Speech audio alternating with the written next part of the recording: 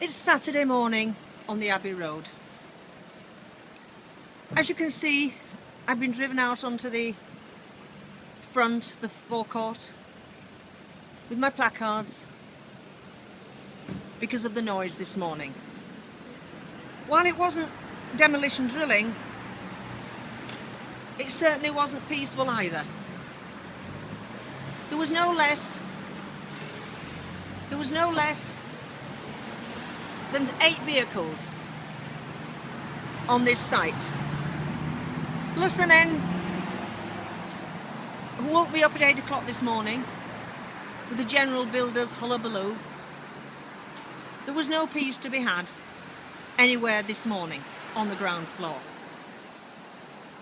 When I inspected the site last night after they all left at 6:20, I'd been out since 10 o'clock yesterday morning. I inspected the site, checking the letterboxes, and only one flat at the top has started to have wallpaper put onto its walls.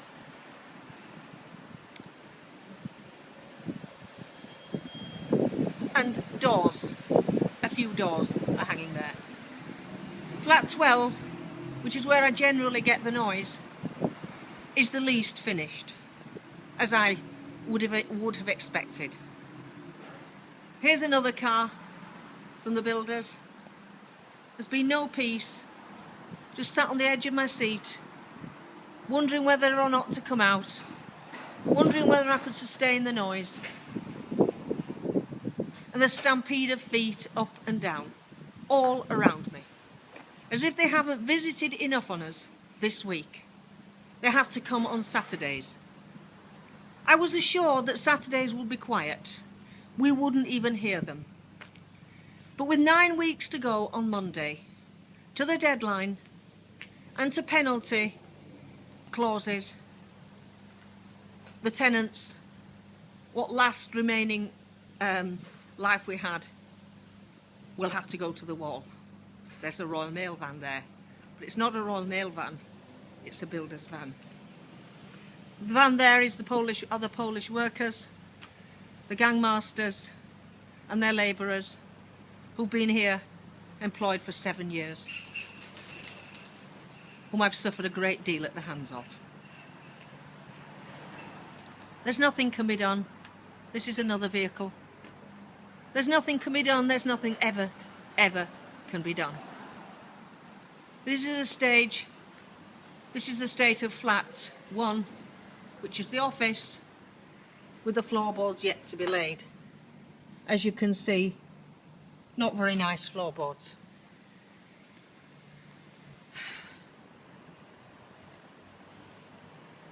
I'm going to have to intensify my campaign because it doesn't seem to be going very far. The public are very supportive. They do what they can. And a lovely Turkish girl came to me yesterday afternoon and said, "We just wish there was more we could do for you."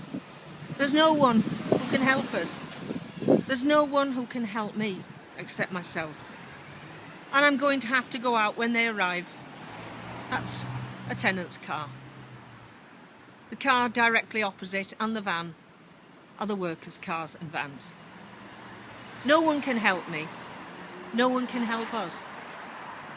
There are at least 2, a baby and a toddler, suffering the noise. Their parents have to get them out in the day. And there's nothing can be done.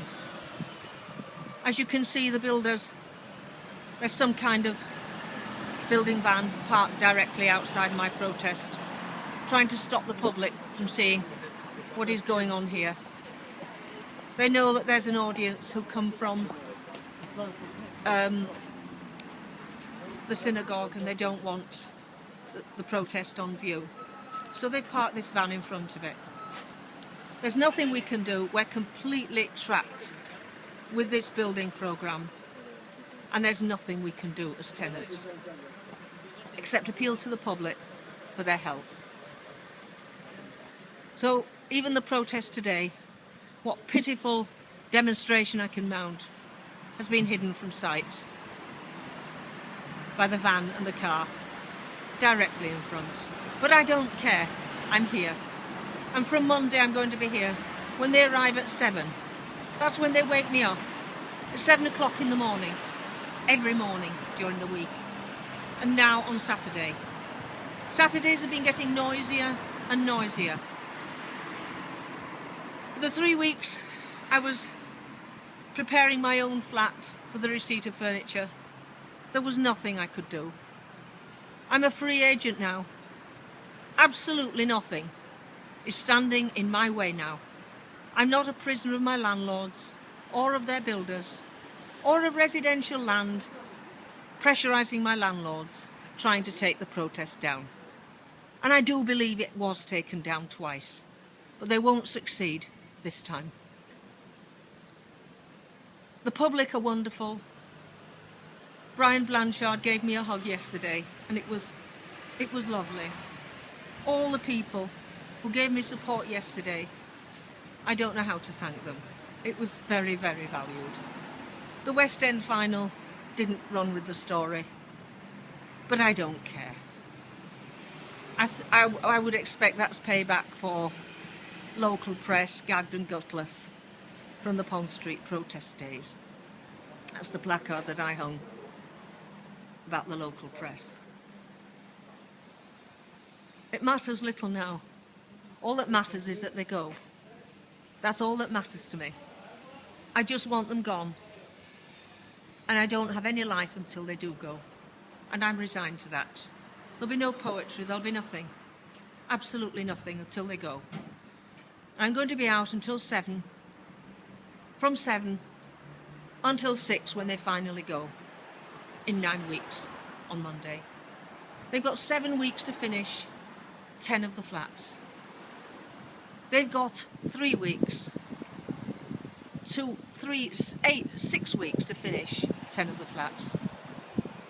And they've got 3 weeks more to finish the ground floor around me. As part of my own renovation, a pipe has to be laid round the back. Because I'm still attached, believe it or not, to Bruce Ritchie's boiler beneath me in the cellar. I'll never be free of that boiler until it kills me. I'm convinced of that. I've got my own central heating installed, but I can't run it because the water that comes into my kitchen is still attached to that boiler and the pressure is not great enough to fuel that boiler. So until this pipe is laid next Wednesday, which is the time it is booked for, until it is laid outside my flat, not inside, because it has been agreed with the enforcement officer that the noise, the chaos would be far too disruptive after what I've been through.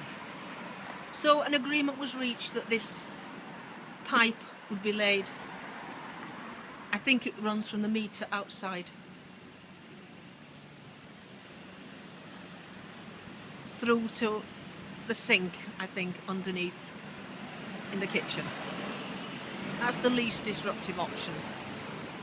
But Pat Etherson was taking calls on Friday morning and there seems to be a problem. It would be a very good way to bring the protest down for the 3rd time. If Bruce Ritchie opposes the laying of that pipe outside his building, and I have to have it indoors. But that won't be happening. I'm having no more disruption. That pipe is laid outdoors or I have no central heating at all. I manage on my radiators, my Dimplex radiators. What can be done in the face of all this? Nothing. Absolutely nothing. But as a poet, I'm here to stay. There's no poetry coming out of this protest. Absolutely none. No chance of anything this year. But it's absolutely got to be fought. The peace has got to be fought for. That's what they're running the elections on. The campaign in Germany, in the upcoming elections, is on the noise issue. And all parties are agreed that 60 decibels is the absolute maximum limit that humankind should have to endure. We're enduring far, far more than that here. And there's nothing we can do. There's only the YouTube public the synagogue worshippers, the people coming out from the synagogue, the security people who see me here, who have the same job that I've got, standing on their feet all day, the public, my neighbours, only they know what's happening here. Apart from the wooden veil, we've had no more press coverage. I wonder why.